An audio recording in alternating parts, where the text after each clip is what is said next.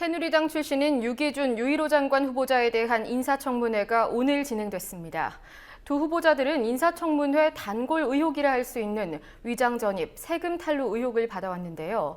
오늘은 총선 불출마에 대한 확답을 회피하면서 시한부 장관 논란에 불을 지폈습니다. 인사청문회 현장 다녀온 김종은 PD가 스튜디오에 나와 있습니다. 안녕하십니까? 네, 오늘 두 후보자에 대한 그 논란 중에서 우선 위장 전입과 세금 탈루 의혹에 대한 그런 해명부터 좀 들어보죠. 네, 두 장관 후보자 모두 자세를 바짝 낮추고 송구스럽다는 반응을 보였습니다. 하지만 거기까지였습니다. 송구스럽지만 앞으로 처신을 조심하겠다는 말로 대신했습니다. 두 후보자의 발언 직접 들어보시겠습니다. 김종인 의원께서 말씀하신 대로 그 두 건에 대해서는 제 일이든 제 가족 일이든 간에 그렇게 잘못된 부분에 대해서 지금도 송구스럽게 생각하고 있고 앞으로 공직자로서의 처신을 조심하겠다는 그런 말씀을 드리겠습니다.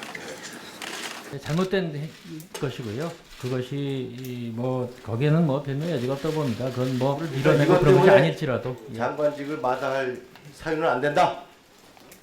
아, 예. 네? 하여튼 반성은 하고 있습니다. 지금 보면은 네, 유기준 후보자는 지난 1985년 운전면허 시험을 위해 한 달가량 경기도 안양시로 전입 신고를 했고 2004년엔 자녀의 진학 문제로 위장 전입을 했습니다. 유일호 후보자도 장남이 중학교 진학을 앞둔 지난 1993년 8월 강남구 도곡동 주공아파트로, 고교 진학을 앞둔 1996년엔 강남구 대치동 청실아파트로 주소지를 옮겼습니다. 해당 아파트는 경기고, 휘문고 등 명문고가 몰린 강남 8학군으로 유 후보자가 거주 중인 서초구에서 강남 8학군 내 고교 진학이 불투명하자 배우자와 장남만 위장 전입한 것입니다. 네, 그리고 두 후보자의 내년 총마 출마 여부에 대한 것도 논란이 됐죠. 네, 그렇습니다. 야당은 이대로 가면 10개월짜리 시한부 장관이 된다며 두 후보자에게 총선 불출마를 강하게 요구했습니다. 그러나 두 후보자 모두 인사는 대통령의 권한이라며 총선 불출마를 언급하진 않았는데요. 관련 발언 직접 들어보시겠습니다.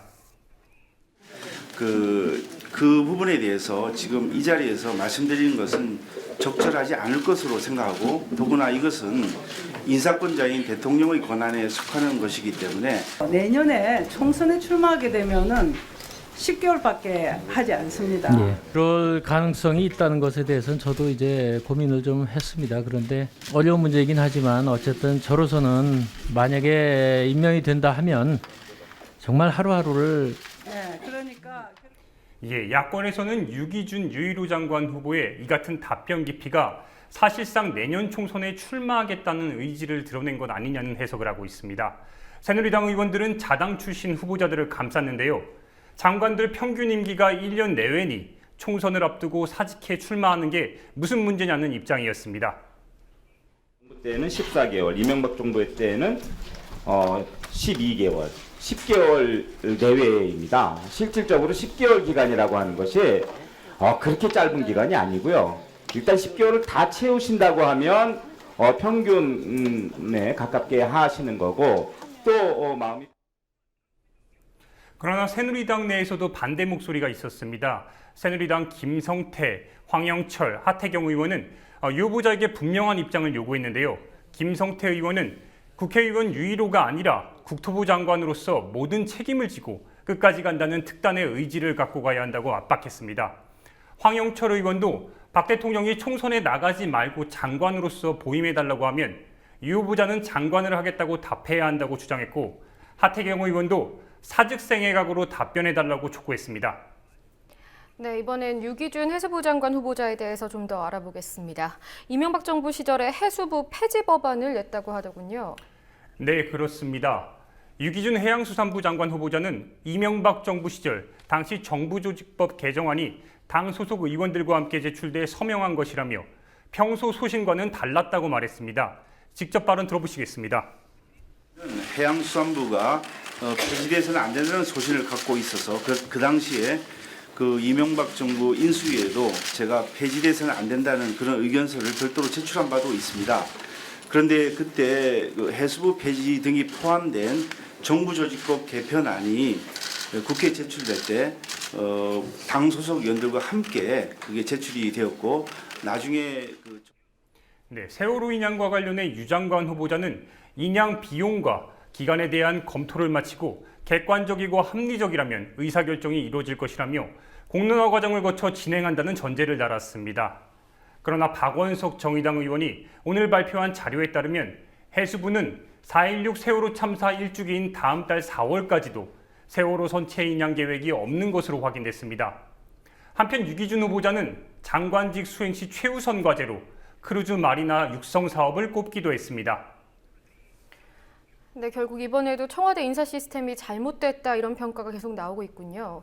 네, 그렇습니다. 우은준 민주연합 원내대표는 아침 회의에서 박근혜 정부의 고위공직자가 되려면 부동산 의혹, 병역 문제, 세금 탈루 등 3종 세트를 필수로 갖춰야 하는 게 아닌가 하는 사실이 불편한 진실로 굳어지고 있다고 지적했습니다.